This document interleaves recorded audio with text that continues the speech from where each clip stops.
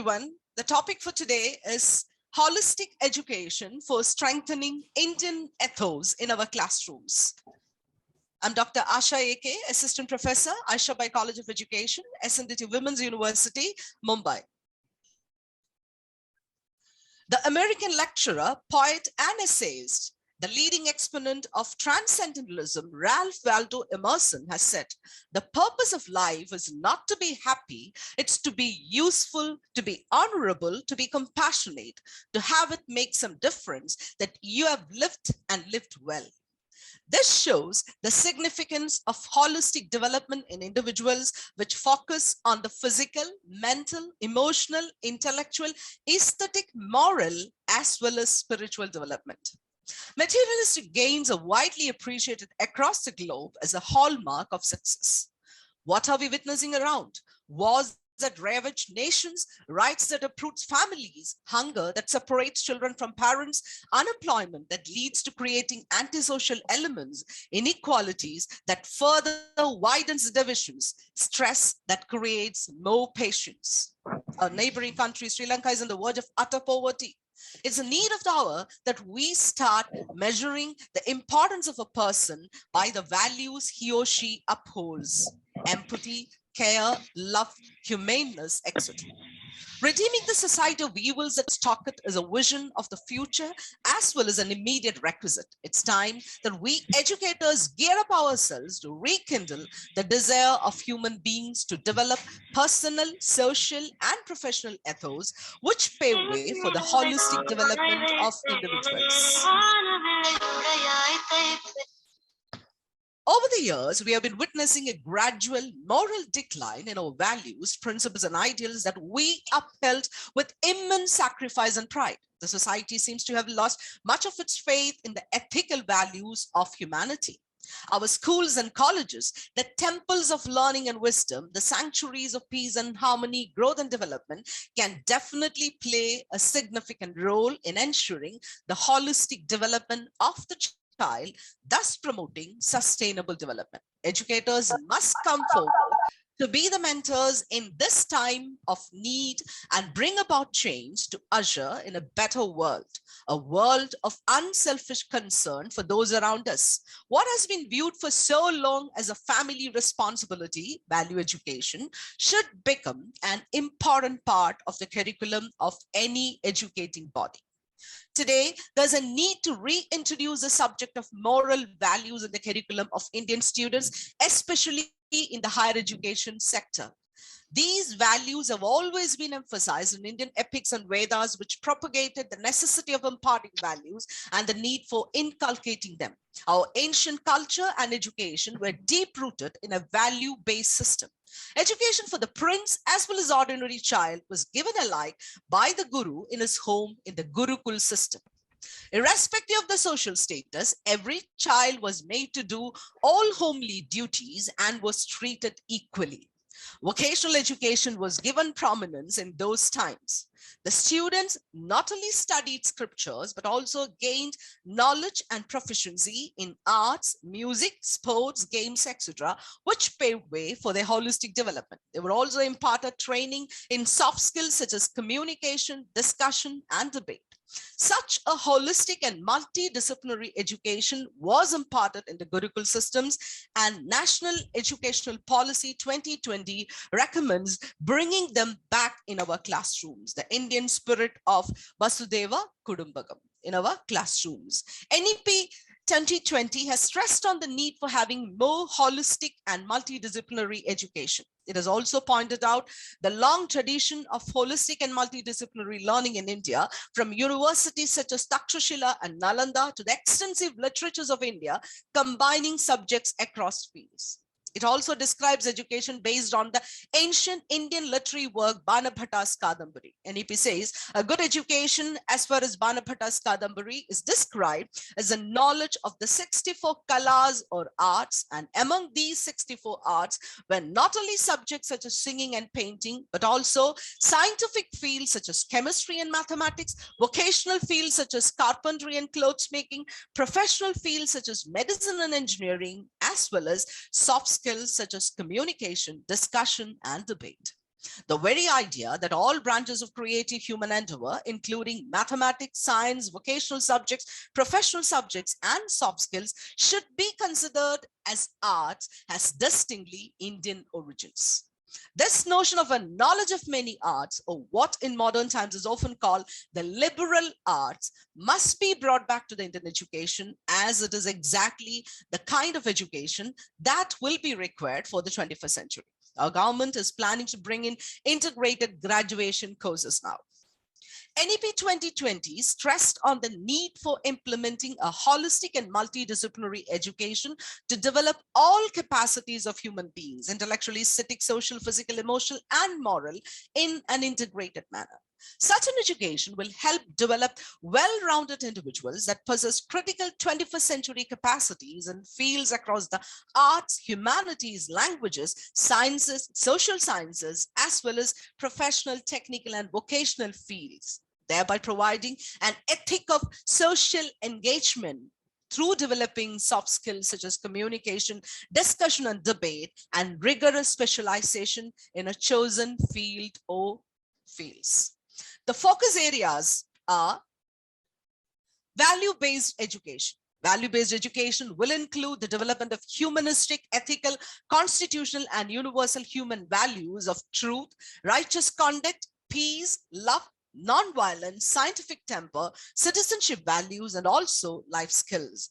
Lessons in seva or service and participation in community service programs will also be considered an integral part of a holistic education. Value-based education focuses on developing democratic values. The various strategies like collaborative learning, cooperative learning, etc., through group discussion, projects, debates, help in developing patience, acceptance, adjustment, accommodation, along with developing confidence and communication skills. Hence, we should also focus on developing ethical values in children regarding being responsible, conduct, karma, accountable, and being sensitive towards others. Ethical values cannot be standardized. The values truthfulness, patience, punctuality, honesty, etc. can be generalized, but individuals prioritizes as per their needs and preferences. Hence, the teacher should definitely consider the individual differences while imparting value education. Then global citizenship education, or GCED. As the world is becoming increasingly interconnected, global citizenship education, a response to contemporary global challenges, will be provided to empower learners to become aware of and to understand global issues and to become active promoters of a more peaceful, tolerant, inclusive, secure, and sustainable societies. Finally, as a part of holistic education, students at all higher education institutions should be provided with opportunities of internships with the local industry, businesses, artists, crafts persons, etc., as well as research internships with faculty and researchers at their own or higher education institutions, research institutions, so that students can actively engage with the practical side of their learning, and as a byproduct, it further improves their employability chances as well. Another area to be focused on is brain-based learning. As defined by the Glossary of Education Reform, brain-based learning refers to teaching methods, lesson designs, and school programs that are based on the latest scientific research about how the brain learns, including factors such as cognitive development, how students learn differently as they age, grow, and mature socially, emotionally, and cognitively. We know that each student is different in the way that he or she learns. So it's important to use different brain-based learning strategies in our teaching practices to appeal to a wide variety of learners and their needs, thus paving the way for holistic development. Some tips for implementing brain-based learning into the classroom given by the International Journal of Innovative Research and Studies. The first one is to set a positive tone from the beginning. Students must feel physically and emotionally safe in the classroom for real learning to take place. By creating a positive classroom environment where students feel supported and encouraged, we'll open up the doors for our students to learn the best. Second, establish turn and talk time. When students talk about the concepts they have already learned, they are more likely to retain the information and thus it is improving their confidence as well. It can be conducted as a warm-up activity during class discussions or as a closing activity. By letting students discuss their ideas, we are giving them a chance to describe what they have learned in their own words and helping them explain their thoughts to their classmates. Third is incorporate visual elements. Many students are visual learners who absorb and recall information best by seeing. So how can we optimize the visuals in our classroom to appeal to our students is what we should focus on. Break learning into chunks. The breaking down or chunking of difficult learning into smaller pieces has been proven to help students identify keywords and phrases, paraphrase them, and understand the text in their own words. And the last one is get moving or giving brain breaks. A great way to get our students up and moving, and this has been shown to have increased brain activity. We are all familiar with how fidgety our students are when they are sitting at the desk for long periods. So incorporating some movement into the day can definitely help. Brain breaks are easy to be implemented in any classroom setting, as they require no setup almost. And next is learning from nature.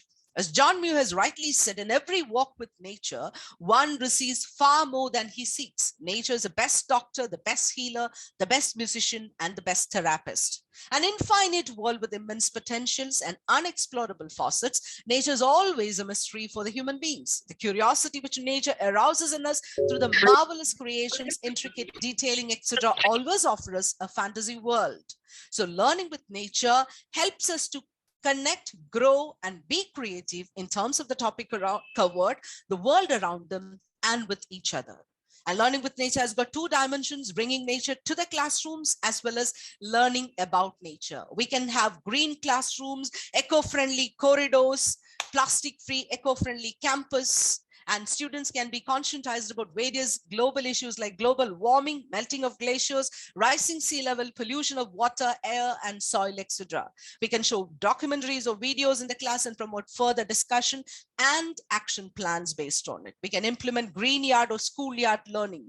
Students can be encouraged to create a garden in the campus. They can cultivate vegetables. They can learn the art of enjoying the fruits of their own hard works. And the next one is learning about nature. Understand the nature in its original format by a visit to a pond or a lake or a sanctuary nearby. Learning about the ecosystem, which boosts our physical, mental, and emotional health. Nature breeds curiosity and it encourages our learning and helps students to be rejuvenated, active, happy, and relaxed. And interaction with nature definitely helps us to develop our self-discipline. And I would like to tell you an example of the engineer Kishore Indukuri. He's in Hyderabad. He has quit his job from United States. He returned to India. He has bought 20 cows and he started selling unadulterated milk. So a software engineer has left his profession and is in sync with nature. And it's not just giving him mental peace, it's also giving him returns. His firm now has a turnover of 44 crores and he's happy to give pure, fresh, unadulterated milk to the people around him. And what role can a teacher play here? The teacher's role is to create the mood and tone of the room, influence as well as impact the learning, and create positive classroom cultures, bringing nature to the class and taking the class to the nature, enriching the experiences of students, ensuring a safe space for students, blend technology and nature in the teaching strategies, promote protection and conservation of nature, using and encouraging the use of eco-friendly materials. Students develop empathy towards nature, realizes their creativity, develops aesthetic sense and mental happiness. The multiple and varied learning experiences with nature is especially important for developing a global consciousness towards sustainable development. The NEP 2020 has stressed on the development of capacities that promote student wellness, such as fitness, good health, psychosocial well-being, and sound ethical grounding, which are critical for high-quality learning. It emphasizes on providing students plenty of opportunities for participation in sports, culture, arts clubs, eco clubs, activity clubs, community service service projects, etc. And learning with nature definitely helps us to realize these objectives envisaged by the NEP 2020. Various universities have various plans, but we need a combination of all these plans in our teaching scenario, especially in the educational sector, where teachers get a feel of all these activities, they get influenced by these activities and are enriched by these activities.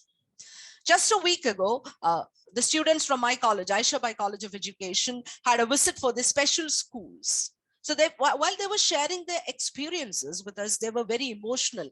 They said that how the differentially able children were accommodated effectively in the classrooms by the teacher. The efforts given by the teachers in bringing out the potentials of each and every student, the hard work they pay. So those things were really inspiring to our students also. So such visits are definitely helping us in developing a broad perspective towards the society.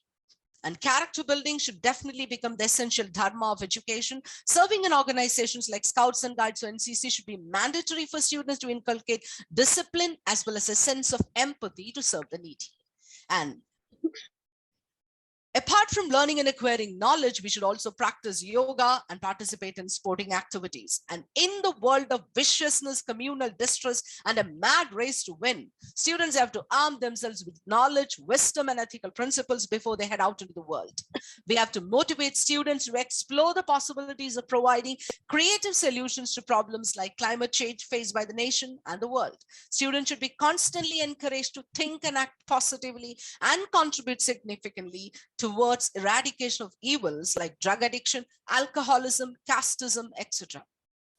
So how do we teachers become models to look forward to? The role of teacher educators in India need to awaken to the most precious task of teachers, that's rekindling in minds and hearts of its students and increased awareness about the strengths of their values. On the one hand, ethics are an extension of a person's conscience and moral behavior, and therefore they are learned through personal experiences and influences. Research by the foremost psychologist Lawrence Kohlberg found that ethics can be taught simply through instruction as well.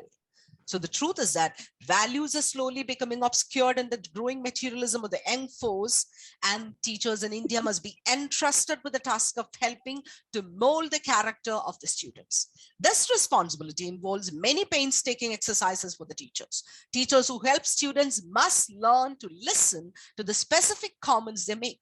This assistance will help to determine the type of value system that guides their behaviors.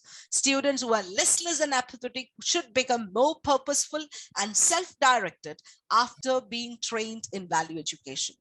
Here, every teacher should aspire to strengthen students' minds, fortify their hearts, vitalize their thoughts, and help them crystallize their principles. Teachers must help students clarify their values so that they can make wise choices when faced with confusing options. And the colleges must become training grounds for students to be tolerant, patient, accommodative, and adaptable individuals. Professional guidance and counseling sections can definitely help them a lot in this regard.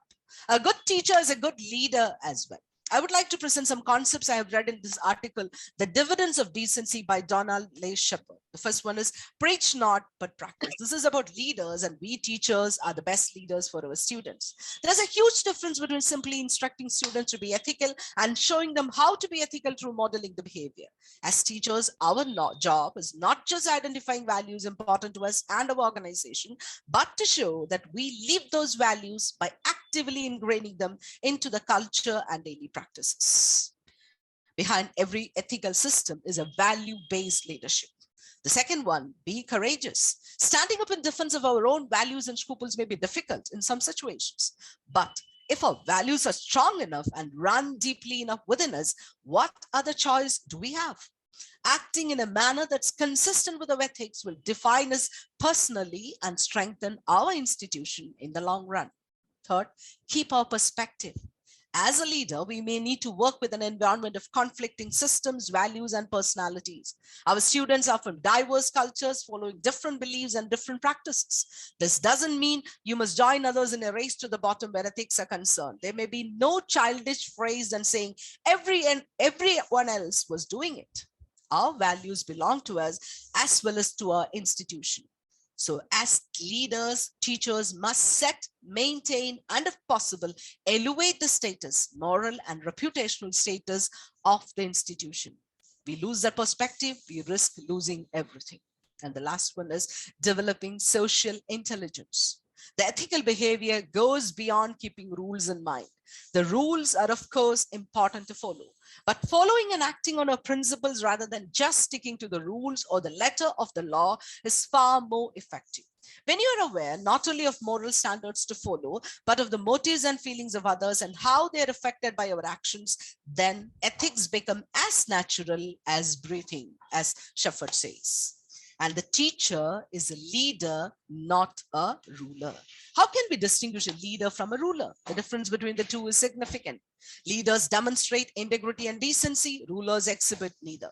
Leaders listen and speak, rulers command and control. Leaders motivate, rulers terrify. Leaders become involved, rulers remain remote. Leaders correct, rulers scold. Leaders teach and learn, rulers expect and ignore. It's high time that we realize that we are leaders and we lead in a sustainable way. NEP 2020 focuses on the institution's commitment to the holistic development of students and create strong internal systems for supporting diverse student cohorts in academic and social domains, both inside and outside the formal academic interactions in the classroom. The teacher's role in the classroom is to maintain an excellent relationship with the brain, heart, and mind of the student based on mutual respect, trust, and hope, thus fostering healthy, contrasting, positive, stress-free environments that encourage good moods. This is how miracles occur in the classroom. Relations survive when there is mutual respect, trust, and hope. Our education practices should focus on bringing back the Indianness which we were proud of.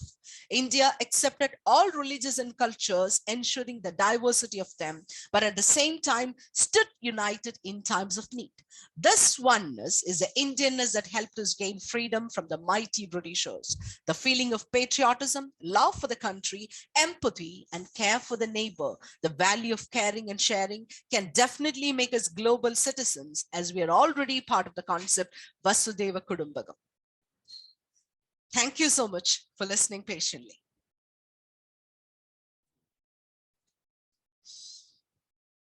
Thank you, Dr. Asha. Now the participants, the floor is yours. You can make any queries, or if you want, you can supplement or ask any questions. Either you can ask the questions or